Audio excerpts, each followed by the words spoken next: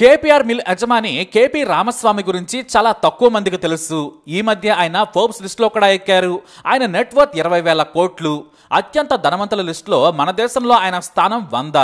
కానీ ఆయన ఆస్తులన్నీ ఇంకా కలుపుకుంటే 30,000 కోట్లు దాటుతాయనేది అంచనా కూడా ఉంది. ఇక అతను ఓ చిన్న రైతు కొడుకు. డబ్బులు లేక కాలేజీ చదువు మానేశారు. ఏదైనా వ్యాపారం చేయాలనుకున్నారు రామస్వామి.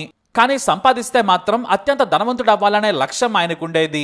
తన మేనమామ దగ్గర 8,000 రూపాయలు సాయం తీసుకున్నారు. ఆ రోజుల్లో 8,000 అంటే చాలా పెద్ద అమౌంట్. తాను వ్యాపారం చేస్తానని చెప్పి ఆయన గ్రామం నుంచి వచ్చి చిన్న గార్మెంట్ కంపెనీ పెట్టాడు. అందులో మహిళలనే పనికి పెట్టుకున్నారు ఆయన. ఎందుకంటే వారికి జీవితంపై సీరియస్నెస్ ఉంటుంది. తమ కుటుంబ బాధ్యతలను మోస్తారు, ఉద్యోగాన్ని జాగ్రత్తగా చేస్తారనేది ఆయన అంచనా. అందుకే వారినే ఉద్యోగులుగా తీసుకున్నారు. ఆయన వారికి ఒకటే మాట చెప్పారు, మీరు కంపెనీ ఎదిగేందుకు కష్టపడి పని చేయండి, మీ జీతాలు పెంచి మీ జీవితాలకు అండగా ఉంటానని చెప్పారు ఆయన. ఆయన ఇచ్చే ఇన్సెంటివ్లు చూసి బాగా కష్టపడ్డారు. తాను రోజుకు 18 గంటలు పనిచేసి గార్మెంట్స్ కంపెనీని అభివృద్ధి చేశారు. ఇన్నర్ వేర్ నుంచి కాటన్ బట్టల వరకు ఎన్నో తయారు చేసే స్థాయికి కంపెనీలను విస్తరించారు. తర్వాత కుట్టిన బట్టల నుంచి కాటన్, పాలిస్టర్ వరకు తయారు చేసి కంపెనీని ఏకంగా 6 రోజుల్లోనే 10 లక్షల వ్యాపారానికి తీసుకెళ్లారు. ఆ తర్వాత 5 ఏళ్లలో ₹1,00,00,000 టర్నోవర్ అందుకున్నారు. మొదట ఎదిగేందుకు 10 ఏళ్ల సమయం పట్టింది. కానీ ఆ తర్వాత బిజినెస్ లో మెలకువలు తెలుసుకున్న కేపీ రామస్వామి ఏకంగా గార్మెంట్ ఎక్స్పోర్ట్ ఎంటర్ప్రైజెస్ వ్యాపారాన్ని విస్తరించారు. ఆ తర్వాత ఇక వెనుతిరిగి చూడలేదు. 1000 ఎకరాల్లో ఉన్న తన మిల్స్ లో అంతా కూడా మహిళలే పనిచేస్తూ ఉండేవారు. అయితే ఓ రోజున ఓ 16 ఏళ్ల అమ్మాయి రామస్వామిని కలిసేందుకు వరుసగా ప్రయత్నాలు చేస్తూ వస్తోంది. కానీ రామస్వామి తన ఆఫీసులో నిత్యం బిజీగా ఉండేవారు. ఆయన కలవాలంటే అపాయింట్మెంట్ ఉండాల్సిందే. అయినా సరే ఆ అమ్మాయి మాత్రం రోజు ప్రయత్నాలు చేస్తూనే ఉంది. తన డ్యూటీ కంటే అరగంట ముందే వచ్చి ఆఫీస్ దగ్గర ఉన్న అటెండర్ను కలిసేది. సార్ వేరే వాళ్ళతో బిజీగా ఉన్నారు, నీకేం పని అని తిట్టేవారు. దీంతో కన్నీళ్లు పెట్టుకుని వెళ్ళిపోయేది. అయినా సరే ప్రయత్నం మాత్రం మానలేదు.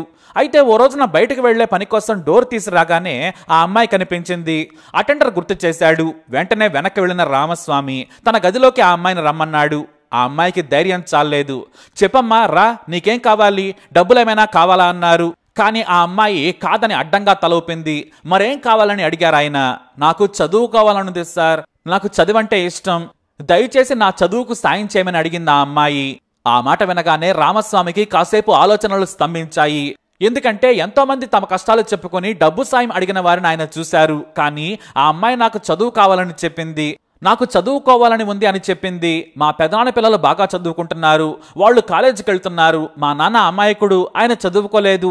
మా పెదనాన్న చదువుకొని ఉద్యోగం చేస్తూ బాగా పిల్లలను చదివిస్తున్నాడు. కాబట్టి నేను కూడా చదువుకుంటాను, నా జీతంలో కొంత కట్ చేసుకుని చదువు చెప్పిస్తారా అని కాళ్ల మీద పడింది ఆ అమ్మాయి.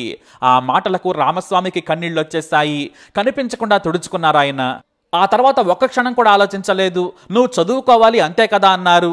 నేను వెంటనే మన పిల్లి పరిసరాల్లో ఓ స్కూల్ ఏర్పాటు చేస్తాను, ఆ వెంటనే కాలేజ్ కూడా ఏర్పాటు చేస్తాను. నాకు ఓ 6 నెలల సమయం ఇవ్వమన్నారు రామస్వామి. ఎందుకంటే నీకు మాత్రమే కాదు, నీలా చదువుకోవాలని అనుకునే వారందరి కోసం. అలా టీచర్లను, స్టాఫ్ను ఏర్పాటు చేసి ముందు రోజు 8 గంటల ఉద్యోగం తర్వాత సాయంత్రం 4 గంటల చదువుకు సమయం కేటాయించేలా ఏర్పాట్లు చేశారు. దూర విద్య అనుమతులు తీసుకున్న కేపీ మిల్స్ లిమిటెడ్ యజమాని రామస్వామి వారి చదువుకు బాటలు వేశారు. అలా మొదలైన చదువులు ఏటా పెరిగాయి.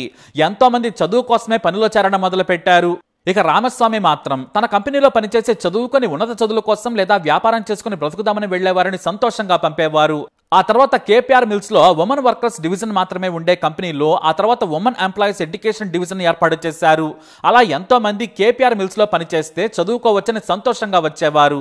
ఎందుకంటే మొదట చదువు విలువ తెలియక 10వ తరగతి ఇంటర్మీడియట్ మధ్యలో వదిలేసేవారు. ఇంకొంతమంది డిగ్రీని పూర్తి చేయలేకపోయేవారు. వారి కోసం అద్భుతంగా ఆయన చదువు చెప్పించారు.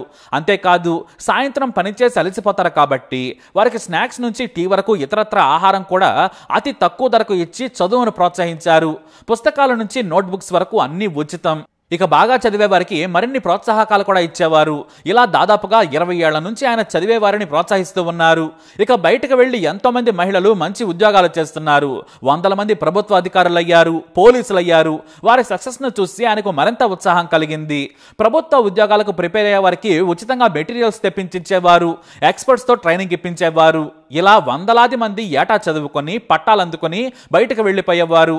మరికొంతమంది బయట చదువుకుంటామని వెళుతున్నా కూడా సంతోషంగా వారిని పంపేవారు.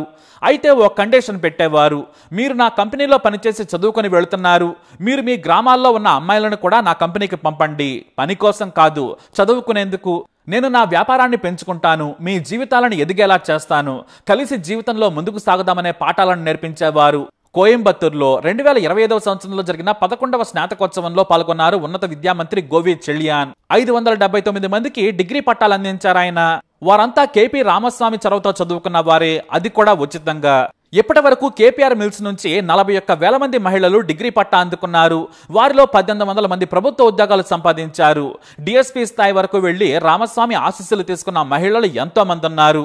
ఇక సొంత వ్యాపారాలు చేసుకునేందుకు కూడా ఆయన కంపెనీ నుంచి ప్రోత్సాహం ఇస్తున్నారు. తన కంపెనీ బట్టలతో వ్యాపారం చేసుకుంటామంటే బయట వారి కంటే కూడా ప్రాఫిట్ మార్జిన్ ఏకంగా 40% ఇస్తున్నారు. అంటే దాదాపుగా తన లాభాన్ని 20% తగ్గించుకున్నారు ఆయన.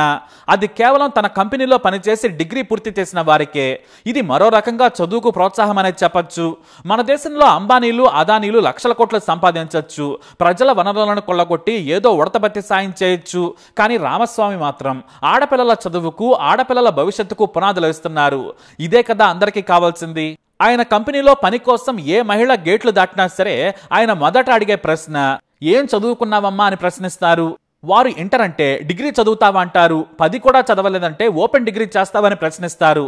సరేనంటే ఆ వెంటనే పనిలో చేర్చుకుంటారు. ఆ వెంటనే చదువుకుంటానంటే కాలేజీలో కూడా చేర్చుకుంటారు.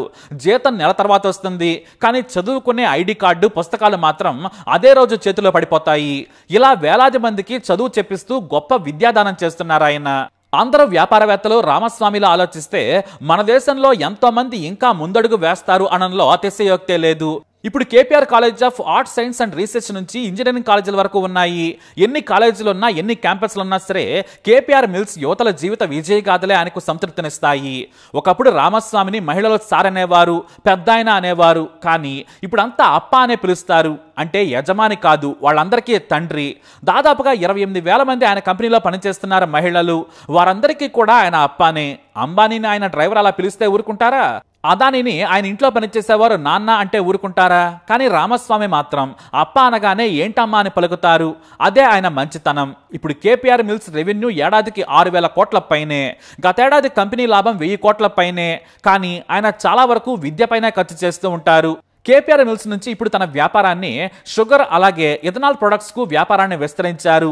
ఏది చేసినా మనం ఎదుగుదామనే నినాదంతోనే పనివారిని తీసుకుంటారు ఆయన. That is Ramaswamy. 2013 నుంచి తన వ్యాపారాన్ని విస్తరించారు. కేపీఆర్ మిల్స్ 128 మిలియన్ల గార్మెంట్స్ ఉత్పత్తి చేస్తుంది. ఓల్డ్ ఫేమస్ బ్రాండ్స్ కి ప్రొడ్యూసర్ ఈ కంపెనీనే. H&M, వాల్మార్ట్స్, మార్క్స్ అండ్ స్పెన్సర్ సహా ఓల్డ్ పాపులర్ బ్రాండ్స్ కి క్లాత్ సప్లయర్. ఇన్నర్ వేర్ నుంచి స్పోర్ట్స్ వేర్ వరకు, డైలీ వేర్ నుంచి స్లీప్ వేర్ వరకు కూడా 100 రకాల బట్టలు కేపీఆర్ మిల్స్ నుంచే వెళతాయి.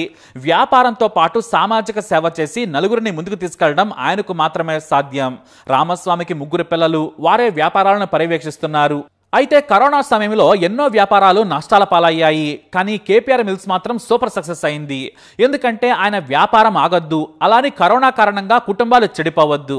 అందుకే 25,000 మందికి ఓ ఆఫర్ ఇచ్చారు రామస్వామి. మొత్తం 12 ఫ్యాక్టరీలో పనిచేసే వారందరికీ ఆఫర్ ఇచ్చారు. మిగతా వాటిని ఆయన మూసేశారు. ఈ 12 కంపెనీల్లో పనిచేసే వారికి తమ కంపెనీలోనే షెల్టర్ ఏర్పాటు చేశారు. ఇష్టం ఉన్నవారు ఉండొచ్చు, భయపడేవారు కరోనా ముగిశాక పనిలోకి రావచ్చని చెప్పారు. జీతంతో పాటు మంచినీరు, 3 పూటల భోజనం, డాక్టర్స్ ఫెసిలిటీ, అలాగే సినిమా హాల్ని ఏర్పాటు చేశారు. ఆడిటోరియంలో వారికి బస ఏర్పాట్లు చేశారు. ఎవరైనా జ్వరం, జలుబుతో బాధపడితే ప్రత్యేక గదుల్లో ఉంచి ట్రీట్మెంట్ ఇప్పించారు. కరోనా పాజిటివ్ వస్తే ప్రభుత్వ ఆసుపత్రులకు తరలించేవారు. ప్రతిరోజు రాత్రి సినిమా థియేటర్లో కొత్త సినిమాలను ప్రదర్శించేవారు. పదుల కొద్దీ పెద్ద టీవీలను ఏర్పాటు చేసి వారికి బోరు కొట్టకుండా చూసుకున్నారు. పౌష్టికాహారంతో పాటు పండ్లు, బిస్కెట్లు ఇస్తూ సొంత కుటుంబంలా చూసుకున్నారు. అలా లాక్డౌన్ సమయంలో కంపెనీని సక్సెస్ఫుల్ గా నడిపారు. వ్యాపారం చేయడం తెలుసు, ఎక్కువ ఖర్చైనా ఉద్యోగులను ప్రేమగా చూసుకోవటం కూడా రామస్వామికి తెలుసు. డబ్బు సంపాదనే కాదు, దానిని కార్మికుల కోసం ఖర్చు చేసేందుకు ఆయన అసలు ఆలోచించరు.